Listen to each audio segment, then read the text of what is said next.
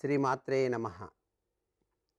ధనుర్మాస ప్రారంభం నుంచి కూడాను తెల్లవారుజామునే అక్కడ చలి విపరీతంగా ఉన్నప్పటికీ ఈ కాలానుగుణ రీత్యా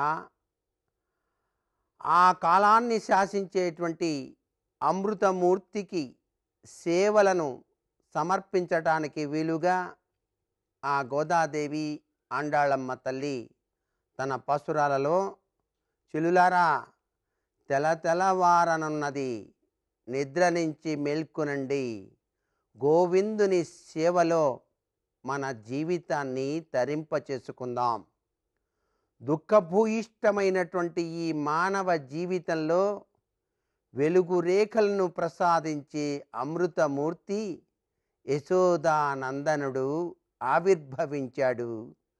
ఆ స్వామికి సేవ గనక చేసుకున్నట్లయితే మన జీవితం ధన్యమవుతుంది. ఓ చెలులారా లేవండి, తెల్లవారనున్నది కదా, లేచి చక్కగా స్నానములు ఆచరించి స్వామికి ఇష్టమైన అలంకీకృత లక్షణంతో మీరు కూడా అలంకారం చేసుకోండి. ఆ స్వామిని దర్శించటానికి వేళ అయింది. ఆ స్వామి సేవలో ఈ జీవితాన్ని పునీతం చేసుకుందాం. చెలులారా నిద్ర నుంచి లేవండి. ఆ గోపికా వల్లభుడు స్వామివారు అలా మన కోసమే ఎదురు చూస్తూ ఉంటాడు. ఆ స్వామిని అర్చించి తరిద్దాం. అందుకే ఆ స్వామిని పొందాలి అనేటువంటి కోరిక కలగటమే ఈ వ్రతంలో దాగిన పరమార్థం.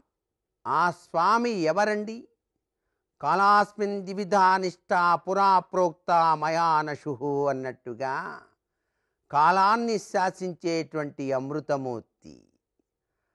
ఆ పదంలోనే కాలాన్ని కూడా స్తంభింపచేసి మనకు సర్వ సుఖాలని, ఆయుష్ను, ఆరోగ్యాన్ని, మన జీవనంలో నందన వనాన్ని సృష్టింపచేసేటువంటి అమృతమూర్తి.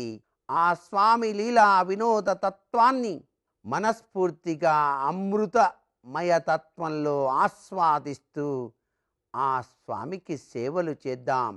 ఎన్ని పూలు పూసినా, ఎన్ని మాలలల్లినా తనివి తీరటం లేదు కదా, అలాగే అనిపిస్తుంది స్వామి సేవలో. కానీ మనం పూలన్నీ కోద్దాం, చక్కగా స్వామిని అలంకరిద్దాం అంటూ ఆ గోదాదేవి తన చెలులను నిద్ర నుంచి లేపుతూ ఉన్నటువంటి శుభ తరుణం.